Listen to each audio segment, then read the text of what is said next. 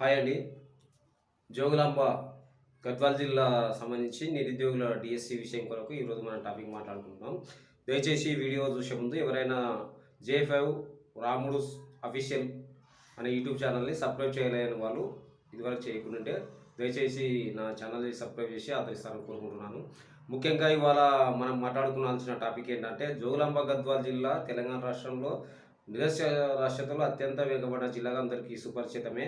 అందులో ముఖ్యంగా సంతోషించాల్సిన విషయం ఏంటంటే తెలంగాణలో ఈ మధ్య నిర్వహించినటువంటి టెట్‌లో ప్రథమ స్థానంలో తెలంగాణలోనే ఈ జిల్లాలో ఎక్కువ ఉత్తీర్ణత సాధించడం జరిగింది. మరో విషయం విచారకర విషయం ఏంటంటే ఈ జిల్లాకే తక్కువ పోస్టులు రావడం అనేది కూడా విచారకరం.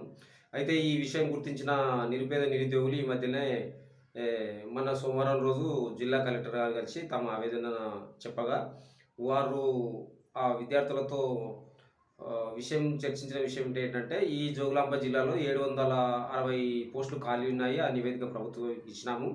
అయితే తక్కువగా 80 వచ్చినాయి. దాని గురించి మళ్ళీ ప్రభుత్వానికి నివేదిక మళ్ళీ సమర్పించి మీ తరపున మీ విచారకరమైన దాని గురించి వారితో చర్చిస్తామని చెప్పేసి మాట ఇవ్వడం జరిగింది.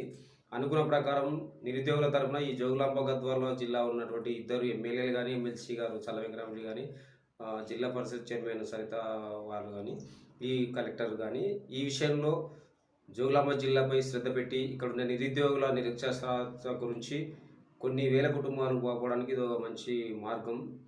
ఈ ఉద్యోగాల భర్తీలో వాళ్ళు క్రియాశీలకంగా వ్యవహరించి ప్రభుత్వాన్ని ఒప్పించి మరికొన్ని ఉన్నటువంటి ఈ పోస్టులను మరికొన్ని తెచ్చేదానికి ప్రయత్నించాలని నా యూట్యూబ్ ఛానల్ తరపున నిరుద్యోగుల తరపున వేడుకుంటున్నాను, ప్రార్థిస్తున్నాను, నివేదిస్తున్నాను. కాబట్టి ఈ జోగులాంబ జిల్లా నిరుద్యోగుల ఆశయాలను, వారి కుటుంబాలను ఆదుకోవాల్సిన బాధ్యత ఇక్కడ ప్రజాప్రతినిధులపై అందరిపై ఉంది. ఇది ఎందుకంటే 5 నుండి 10 సంవత్సరాల మధ్యలో నోటిఫికేషన్ పడుతున్నాయి. ఈ మధ్యలో ఇప్పటికే చాలామంది ఏజ్ బార్ అయిపోయి కొన్ని జీవితాలు పాడైపోయినాయి.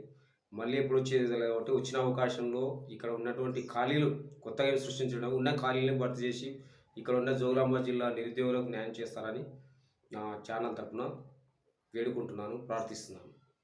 జై తెలంగాణ, జై జోగులాంబ గద్వాల్ జిల్లా, జై జోగులాంబ దేవి.